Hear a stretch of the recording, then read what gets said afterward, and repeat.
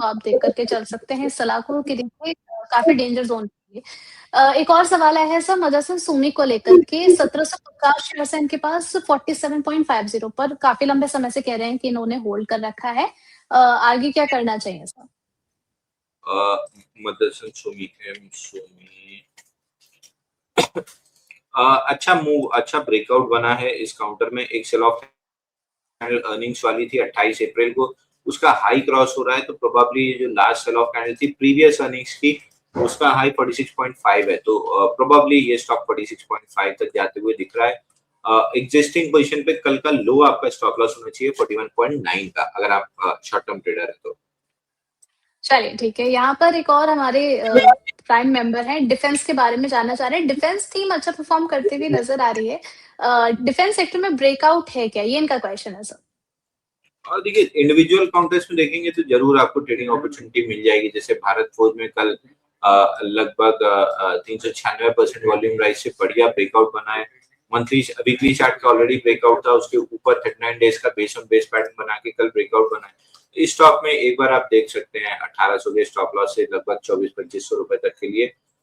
बाकी और जैसे आज हैप्पीएस्ट माइंड में थोड़ा सा ये आपकी ब्रेकआउट आते हुए बन रहा था, सॉरी डिफेंस से भारत फोर्ज हो गया, डिफेंस में भी इसी का रही है, इसके अलावा किसी में बहुत अच्छी रिलेटिव स्ट्रेंथ नहीं है। चलिए ठीक है, यहाँ पर जावेद तोमर जी का क्वेश्चन ले लेते हैं। अडानी टोटल गैस के बारे में जानना चाह रहे हैं। इनके पास 100 शेयर्स हैं, द प्राइस 510 कह रहे हैं, प्रॉफिट बुक करें या फिर होल्ड करें? एक बार बुक कर लेना चाहिए। नीचे में आपको 20 डे मूविंग एवरेज 621 के आसपास मिलने की पूरी उम्मीद है, और वो अगर नहीं प्रोटेक्ट होता है तो 50 डे मूविंग एवरेज 580 पे वहां तक नीचे आ सकता है। चलिए अगले सवाल की ओर बढ़ते हैं। यहाँ पर अमित सिंह जी पूछ रहे हैं केपीआईटी के बारे में, यहाँ पर क्या करना चाहिए? 1400 रुपए की इनकी पाएंगे। देखिए केपीआईटी अभी क्लाइंट मतलब एक क्वेरी पे हमने जवाब दिया था कि 850 तक आते हुए दिख रहा है। फ्रेश बाइंग अवॉइड करना चाहिए। एग्जिस्टिंग जिसके पास है वो जरूर रख सकता है, बट फ्रेश बाइंग तो कंप्लीटली अवॉइड कर देना चाहिए। Okay next sir, long term का व्यू है इनका एआईआईएल को लेकर के, तो इसमें टारगेट्स क्या रहेंगे? ये एआईआईएल हमको ठीक लग रहा है। अभी थोड़ी देर पहले भी ये स्टॉक डिस्कस हुआ था। एआईआईएल ऊपर में आपको एक बार 528 ऑड लेवल्स मिल सकता है, वो निकलता है तो फिर और बढ़िया मोमेंटम बनेगा। तो फिलहाल के लिए 528 तक का टारगेट पकड़ के चलिए।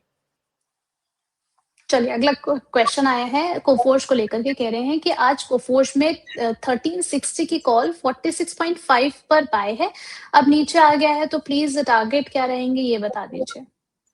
देखिए मैं फ्यूचर ऑप्शन बहुत ज्यादा ना ट्रैक करता हूँ, और पब्लिक मीडिया में तो मैं डिस्कस करने से बचता हूँ, बट कोफोर्ज अभी जैसा हमने डिस्कस किया 1420 रुपए तक आते हुए दिख रहा है। चलिए यहाँ पर इन्फोसिस को लेकर के एक सवाल आ चुका है। इन्फोसिस पर तो काफी लंबे बाद हम ही डिस्कशन कर रहे हैं। 1550 पर बाय किया है इन्होंने, नेक्स्ट 6 मंथ का व्यू जानना चाह रहे हैं। देखिए आईटी में Infosys from a longer term prospective अगर चीजें ठीक होती हैं तो सबसे पहले रिकवर करेगा, बट फिलहाल के लिए तो 1087 रुपए जो मंथली चार्ट पे रेक्टेंगल का लो है ये टेस्ट होते हुए दिख रहा है। तो I am not very comfortable with Infosys at this junction. मेरे को 1087 रुपए का टारगेट आते हुए दिख रहा है। अच्छा ठीक है, मनीष शाह जी कह रहे हैं कि रत्नवीर प्रिसिजन क्या करंट मार्केट प्राइस पर क्या किया जा सकता है सर, बाय कर सकते हैं? All I time high would के लिए? Avoid this counter. अभी ब्रेकआउट जरूर 165 के ऊपर आया है, लेकिन उसके बाद ये बिक्स जो है कंटिन्यूअसली 29 अप्रैल से ये मेरे को अनकंफर्टेबल कर रही है, तो मैं अभी अवॉइड करके चलूंगा। 165 के अराउंड अगर प्राइस एक्शन ठीक रहता है तब एक बार जरूर कंसिडर किया जा सकता है। चलिए ठीक है, अगले सवाल की ओर पढ़ लेते हैं। यहाँ पर व्यू पूछना चाह रहे हैं पूनावाला फिनकॉर्प को लेकर के। पूनावाला फिनकॉर्प और देखिए stock from a short term perspective आपको 510 तक के टारगेट दे सकता है, बट ये स्टॉक शॉर्ट टर्म के ट्रेडिंग का है नहीं। इसको आपको लॉन्ग टर्म पोर्टफोलियो में शिफ्ट करना चाहिए 700 से 800 रुपए तक के टारगेट के लिए।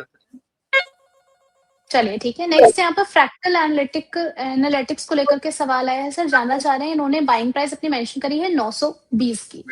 अभी अगर देखें तो 1068 पर आ चुका है, आज 3% की गिरावट है, तो यहाँ पर पोजीशन को होल्ड करके चल सकते हैं?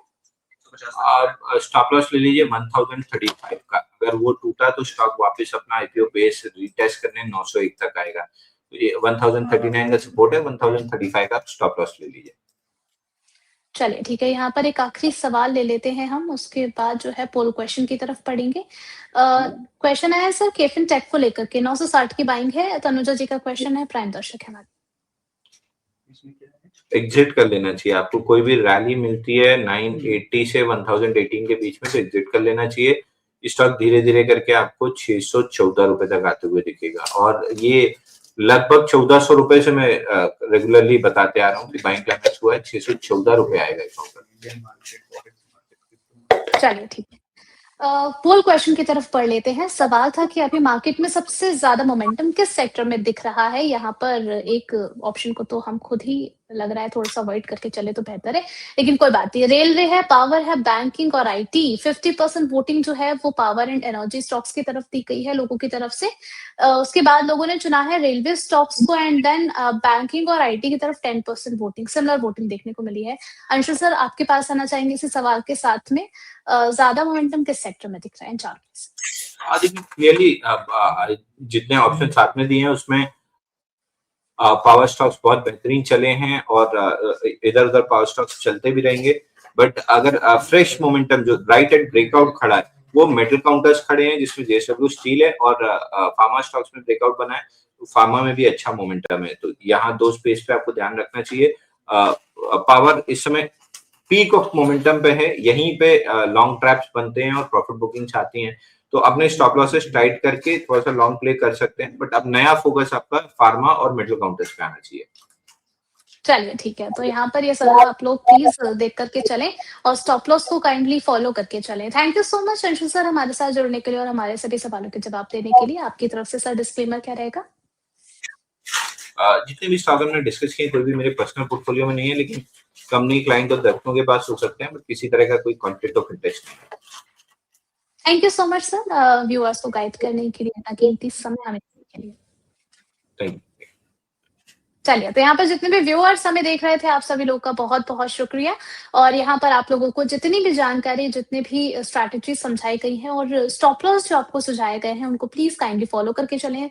और वीकेंड पर जो है अपनी जो भी पोजीशंस अगर आप ले रहे हैं तो उसको अकॉर्डिंगली मैनेज करके चलिएगा। अब आपसे मुलाकात होगी कुछ देर बाद 12:30 बजे कमोडिटी कॉर्नर में। मिलते हैं थोड़ी देर में। Keep watching finance can.